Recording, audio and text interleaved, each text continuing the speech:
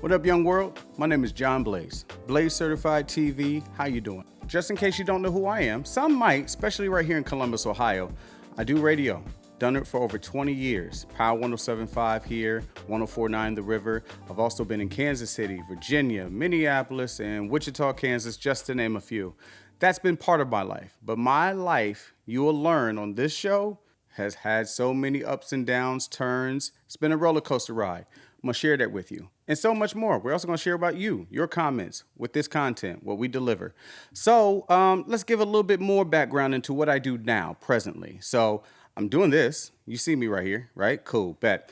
And then I also do mentorship programs around the Columbus, Ohio area, helping young people find their path. That's my now new desire, is to grow their minds to do what they want to do. Because I'm doing what I want to do.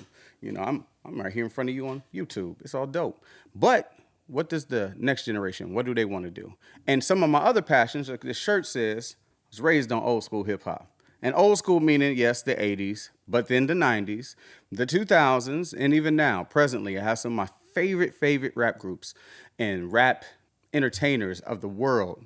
I still love hip hop to this day. The whole culture, not just the music, all aspects of it. I love going to art museums. I love experiencing all new kinds of flavor as well. Now, that don't mean I get down with everything, because everything ain't for me, but it's for someone, so I respect it as much as I possibly can. We might get into a debate here or there. It's okay. It's cool. It's going to work out.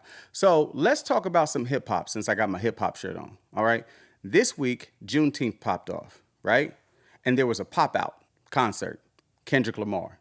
If you had Amazon, you saw it. If you didn't, you had YouTube, like me. That's how I caught out the recap. That's where I got it. Kendrick came out and did something amazing for the city of LA. Never been to LA, but I know a little something. I have some friends that's from there, live out that way, even down in San Diego. Big shouts out to California. I was even born in Seattle. That's why the Seattle Seahawks hat's back there. So kind of Pacific Northwest. So I'm kind of West Coast a little bit, right? Nah, not really. Raised in Ohio. But anyway, Kendrick had this great concert. Awesome show. He brought out so many acts I've never seen before, which was good. Highlighted a whole bunch of West Coast artists. And if you don't know anything about hip hop, especially how like radio's broken down, there's regions to this thing. And West Coast rap kind of stays on the West Coast. Like if you're out in the Nevada area or the New Mexico area, you probably are win to a lot of artists that we're not win to in the Midwest or the East Coast or even down south. And they all showed up. And I'm talking about what's so big about this, especially on Juneteenth, was all these rappers don't come from the same parts of the city. And in LA, it's very divided. Gang population, gang culture, Bloods, Crips, so forth. There were rappers from all different sets right there on the stage together. No violence. Not that I heard of. I haven't seen any stories saying any fights broke out. They seemed like they were united. And then Kendrick finally came out. So like most people on YouTube, I went and found the clip where it was just Kendrick. I watched as much as I could, but I wasn't familiar with it. But I watched the TDE section. He brought everybody out from TDE, J-Rock, Ab-Soul, all the cats from TDE, which was really dope because I like all of their music. And then he came out and he did his thing. Took us back to the beginning. And then in the middle, he brought out an original OG of West Coast hip hop. Dr. Dre came up out the floor. I love when they do that at concerts. I don't know why, it's mesmerizing. And that was a great moment. He brought out a lot of people from the West Coast, but there was a few people missing in action, like The Game. Where was he at? Well, we don't know where The Game sides in on the beef between Kendrick and Drake. That popped off in March, right? And then Kendrick, the boogeyman, had to pop out and show us. Bam, and did a pop-out show on Juneteenth. But The Game wasn't there. Even my big homie, and if you ain't checked the show out on Netflix, please do, Vince Staples, he wasn't present. Now, he had other obligations. So, okay. But Vince is a different person. He's a different breed. I like how he's taking this battle stuff and choosing to use it to show us what's really going on with hip hop, labels, the behind the scenes stuff, publishing, financing. Vince is a very creative mind, a big thinker. And I like that. So maybe he just didn't want to get down with that because he's choosing to go a different route. That's cool.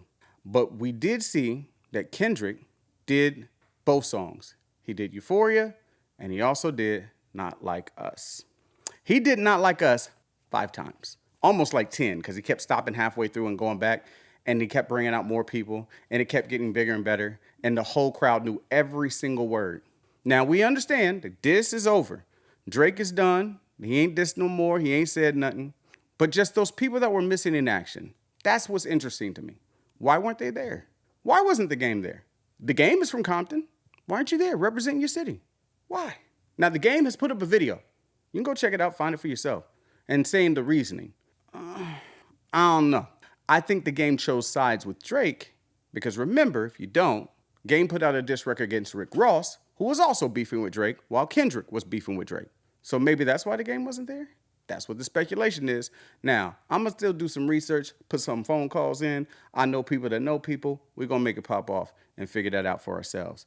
But that was the big news in hip-hop this week. The unity that Kendrick brought together. Nothing overshadowed that at all. He did it on Juneteenth, and he showed West Coast culture being unified, but then all of America seems to be behind Kendrick Lamar.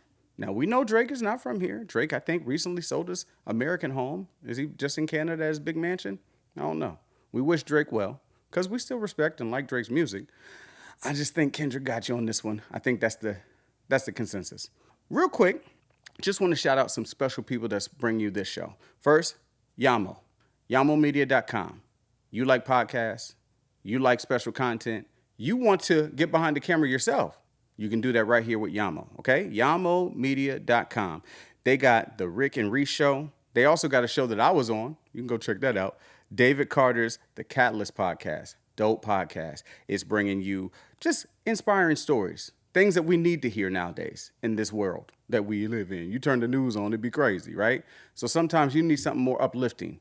Well, you get that and more. Yamo Media offers top-notch studio rentals, expert studio help and support. Shout out to Adam Dale. Don't forget him. Salute to Adam. And get all your information. Go to YamoMedia.com so you can learn more. All right. And also where we are. You see this nice setup we got, right? Theater people. All right. That's where we are. Theater people, they're looking to elevate your home entertainment experience. All right. So the theater people have answers for you. All you got to do is hit them up. thetheaterpeople.com. Don't forget the at the beginning, all right? Or call 614-604-6327, all right? 604-6327. Don't forget that 614, that's Columbus, baby. Since we're talking about hip-hop, right? Eminem coming out with a new album, The Death of Slim Shady. Now, the title of that album makes me a little sad. But I got my Eminem book, my new birthday present I got for June 26th. Don't forget to come and get me something for my birthday. And Eminem coming out with his album, I believe the two biggest moments in hip-hop in a long time will be what Kendrick Lamar is doing. Not just the battle with Drake, but just music overall and coming back and giving us new music and what Eminem's about to drop. My friend Adam put me on to Houdini. I love what Eminem did with this, okay?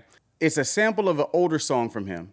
And he's just putting himself in a new place. So even if you watch the video, it's real dope. He comes in this old Slim Shady coming out in 2024. And he's seeing how things have changed, how things are different. M is very, when he presents himself, cataclysmic. He changes or shifts something. Because when he raps, people listen. I think this year is going to be an awesome experience with hip hop. I think we're going to get some of the old that we're accustomed to, and it's going to be meshed with some of the new. And I don't think hip-hop could be in a better place. And I get it. Young people, they like who they like. I know I got young people in my mentorship programs. They like NBA Youngboy, or they like, I can't even think of the names. I'm not even going to lie. They got like so many of these new artists that I'm not as familiar with. Lil Key, I know that one. They be telling me about Lil Key a lot, and I'll be trying to get into some of this stuff. And some of it's good. They got something to say. But I'm really, really anxious and excited to see what Eminem has to say. His last album that came out, Music to Be Murdered By, where he had a lot of features with young artists. I really respected it, loved what he did with it. So I'm excited to see, is he going to be working with 50 on this album? I hear that's a yes. Snoop Dogg might be on this album. That's going to be dope. Dr. Dre, of course, is back in the lab with him. That's going to be fun.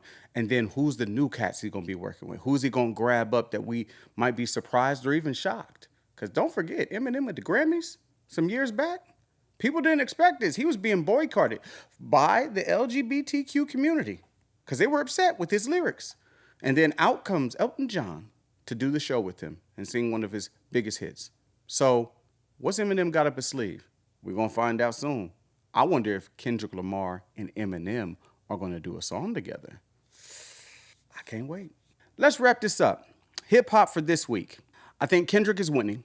I think he's got the song for the summer, which we all needed a summer song. We haven't had a good hip hop summer song for the longest time. I come from the age, because old school hip hop raised me, I'm talking about Will Smith, Summertime, summer anthems, like that. Jay-Z had great summers, right?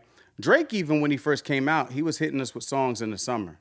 And now Kendrick owns this summer of 2024. Speaking of summer songs, I know at least 3 to 4 times next Wednesday on my birthday, June 26th, just in case you want to hit me off with something, I'm going to be playing that, Not Like Us, a lot. I don't know how to do no sea walking or nothing like that. I'm not disrespectful. I'm not no gang.